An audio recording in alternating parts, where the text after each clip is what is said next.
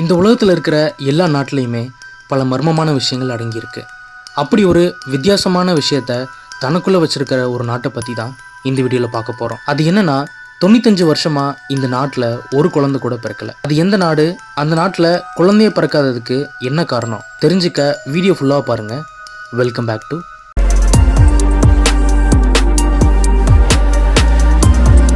Roman கத்தோலிக்க கிறிஸ்தவத்தோட எல்லா தலைவர்களும் வாழ்கிற நாடு தான் அது. அந்த நாட்டை பற்றின பல ஆச்சரியமான விஷயங்களில் ஒன்று தான், 95 வருஷமாக இங்கே ஒரு குழந்தை கூட பிறக்கலை.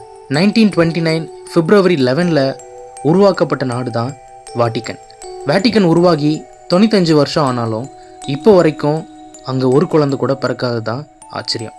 உலகத்திலேயே ரொம்ப சின்ன நாடான வாட்டிக்கனில் இந்த உலகத்தில் இருக்கிற எல்லா கத்தோலிக்க சர்ச் ஃபாதர்ஸ் இங்கேருந்து தான் கட்டுப்படுத்தப்படுறாங்க. இந்த நாடு உருவானப்போ ஏன் இங்கே மட்டும் ஹாஸ்பிட்டல் இல்லைன்னு ஒரு சர்ச்சை உண்டாச்சு. ஒவ்வொரு தடவையும் இங்கே ஹாஸ்பிட்டல் வேணும்னு மக்கள் ரிக்வஸ்ட் பண்ணும்போது அது கவர்மெண்ட்டால் நிராகரிக்கப்பட்டுச்சு. இங்கே இருக்கிற மக்களுக்கு ரொம்ப உடம்பு சரியில்லாமல் போனாலோ இல்லை பெண்கள் கர்ப்பமாக இருந்தாலோ அவங்க ரோமில் இருக்கிற ஹாஸ்பிட்டலுக்கு தான் அனுப்பி வைக்கப்படுறாங்க, இல்லைனா அவங்களோட சொந்த நாடுக்கு அனுப்பப்படுறாங்க. வெறும் 118 ஏக்கர் இருக்கிற இந்த வாட்டிக்கனில் ஒரு ஹாஸ்பிட்டல் கூட கிடையாது.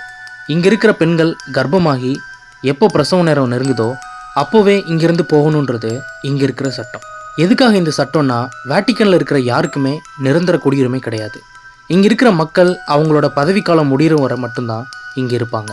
அது வரைக்கும் தற்காலிக குடியுரிமை மட்டும்தான் கொடுக்கப்படுது. ஸோ இங்கே குழந்தை பிறந்தா எதிர்காலத்தில் அவங்களுக்கு குடியுரிமை கொடுக்க வேண்டியிருப்பதால் இங்கே குழந்தை பிறக்க அனுமதி மறுக்கப்படுது. அது மட்டும் இல்லாமல் வாட்டிக்கனில் ஜெயிலே கிடையாது.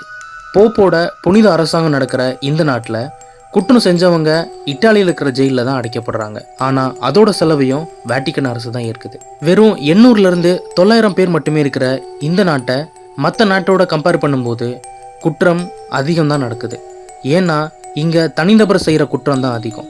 பெரும்பாலும் வெளியூர்லேருந்து வர்ற டூரிஸ்டுகளால் தான் இந்த குற்றங்கள் செய்யப்படுது. கடைகளில் திருடுறது, ஹேண்ட்பேக்ஸ், அப்புறம் பேக்ஸை பறிக்கிறது, பிக் பாக்கெட்டுன்னு இந்த மாதிரி குற்றங்களை உள்ளூரில் இருக்கிறவங்க செய்கிறதில்ல. வெளியூரில் இருந்து வர்ற டூரிஸ்ட்டுகள் தான் இது செய்கிறாங்க. இன்னொரு ஆச்சரியப்படுற விஷயம் என்னென்னா, மற்ற நாட்டோட கம்பேர் பண்ணும்போது இங்கே தான் மது குடிக்கிறவங்களோட எண்ணிக்கை அதிகம். வாட்டிக்கனில் இருக்கிற ஒருத்தர் சராசரியாக ஒரு வருஷத்துக்கு 74 லிட்டர் மது குடிக்கிறார். இது பிரான்ஸ் இட்டாலியோட 2 மடங்கு அதிகம். எதனால் இங்கே அதிகம் மது குடிக்கப்படுதுன்னா, இங்கே இருக்கிறவங்க சாப்பிடும்போது எல்லா நேரத்துலையும் சாப்பாட்டோட மதுவையும் சேர்த்துக்கிறாங்க. அது மட்டும் இல்லாமல் இங்கே கட்டணமே இல்லாமல் ஒரே ஒரு கடையில் மட்டும் மது இலவசமாக விற்கப்படுது. இன்னொரு ஆச்சரியமான விஷயம் என்னென்னா, உலகத்திலேயே ரொம்ப சின்ன ரயில்வே இங்கே தான் இருக்குது. சிட்டா வாட்டிக்கன்னு சொல்லப்படுற அந்த ரயில்வே 300 மீட்டர் வரை மட்டுமே போகக்கூடியது. போப் PS 11 ஆட்சியில் தான் இந்த ரயில்வே இங்கே கொண்டு வரப்பட்டுச்சு. ஆனால் இது பொருட்களை மட்டுமே ஏற்றிட்டு போகிறது. மக்கள் இதில் பயணம் செய்ய அனுமதி இல்லை.